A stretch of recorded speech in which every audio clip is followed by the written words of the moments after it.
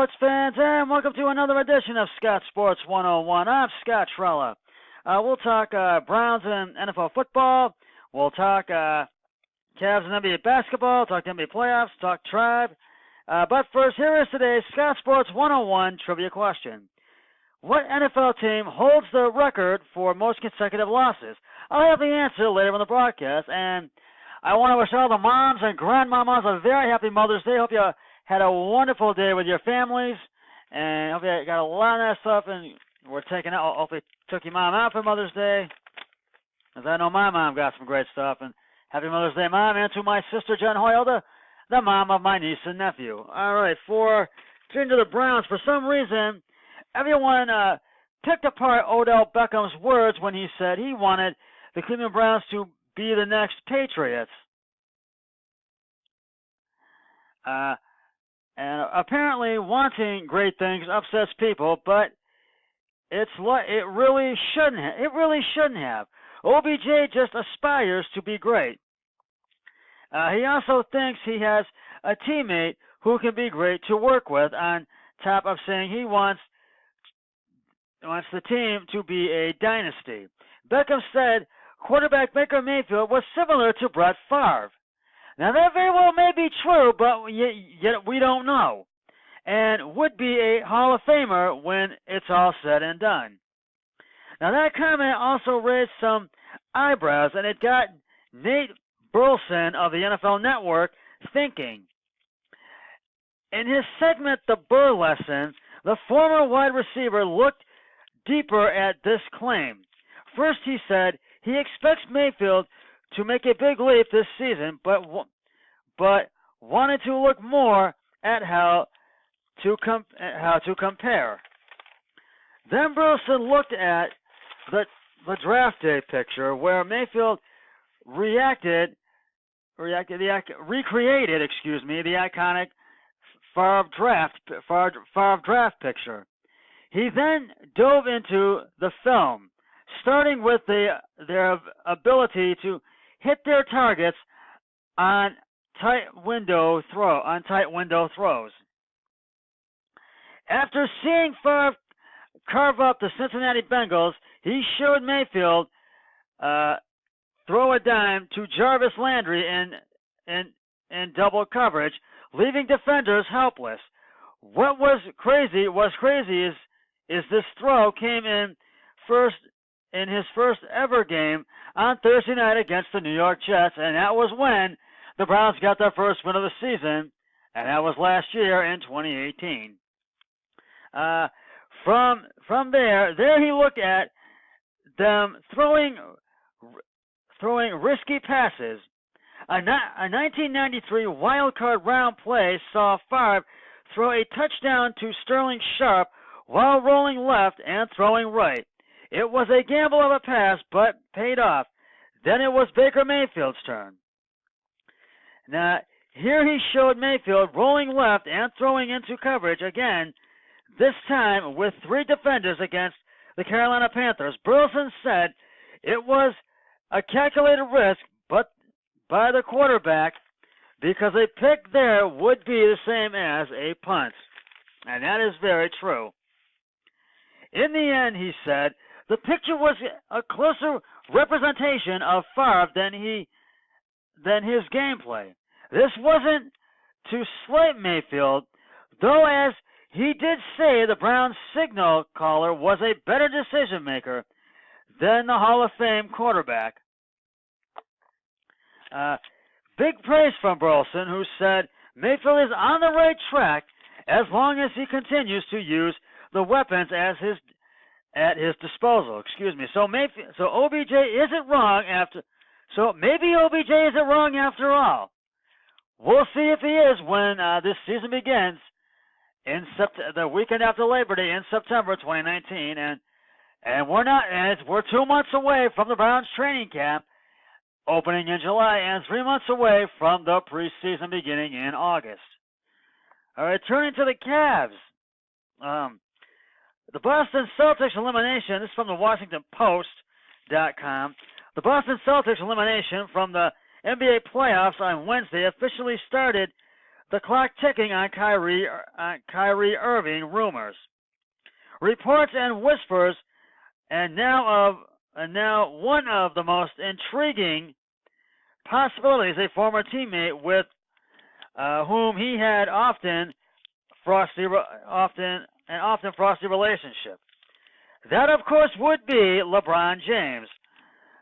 Only 3 years ago, Irving James and the Cleveland Cavaliers won an NBA championship, which Irving followed up with a bombshell trade the next year to escape his teammates' sizable shadow. But now ESPN's Brian Windhorst, who has chronicled games throughout his career, is saying that Irving is open to the idea of joining James on the Los Angeles Lakers. Now, one key component of the hiring of Jason Kidd is falling into place, although in a different way than Windhorst imagined. Kidd has been hired as the top assistant, according to ESPN, with Frank Vogel landing the head coaching position of the LA, being now as the head coach of the LA Lakers. And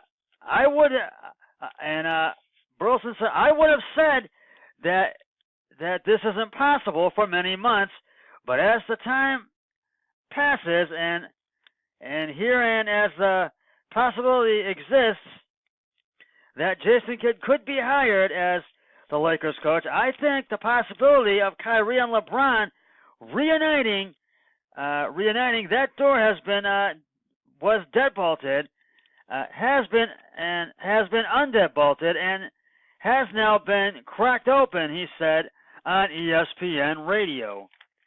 It might even be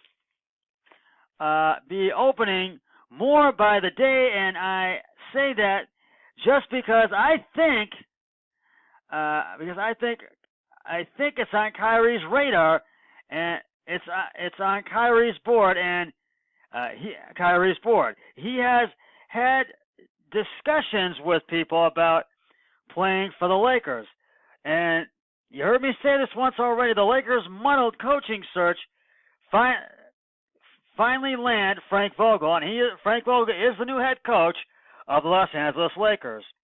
Irving can opt out of his contract with the Boston Celtics and become a free agent this summer, fueling speculation about possible landing spots. Two of these are in New York with the Knicks, and an oft rumored spot for Kevin Durant with the Brooklyn Nets. But the idea that he could end up alongside James is intriguing after the Cavs won the championship, which ending Cleveland's 52-year championship drought curse, and it was clear that James might not be staying for long, and Irving was quick to try to beat him to the exit with a trade demand that sent him to Boston. As long ago as January, there was an awareness on Irving's part that being a leader isn't easy, and he rang up James after a victory over the Toronto Raptors to apologize. Irving said, I had to call Bron and tell him I apologize for being the young player that wanted everything and at his fingertips. And Irving said, I wanted to be the guy to lead us to a championship. I wanted to be the leader. I wanted to be all that. And I think he understands that LeBron was the guy that led that championship, but with Kyrie's assistance and the Cavs' assistance. And Irving admitted that he had difficulty adjusting when LeBron returned from the Miami Heat to the Cavs, that Irving was thinking that, to a Cavs team that Irving was thinking was his. He has been in this situation before, been there with me, as LeBron said, where I have been the young guy, been the 22-year-old kid, wanting everything right now, Irving said. The responsibility of being the best player in the world and leading the team is something that is not meant for many people. And Bron was one of those guys that came to Cleveland and tried to show us what it's like to win a championship, and it was hard for him. Sometimes getting the most out of the group is not the easiest thing in the world. Fewer are meant for it or chosen for it, and I felt like the best person to call was him. In LA, James could use the help. He was shut down with a groin injury as it became clear that the Lakers would miss the playoffs for the first time in his career. The team has tried and failed to get him help in the past, but didn't land Paul George or Kawhi Leonard or Anthony Davis. Enhancing Irving's value, Leonard and Davis will again be in play this summer, but other teams might want Irving too, including the Celtics. The way I view the situation is that I think a lot of people, because of the year,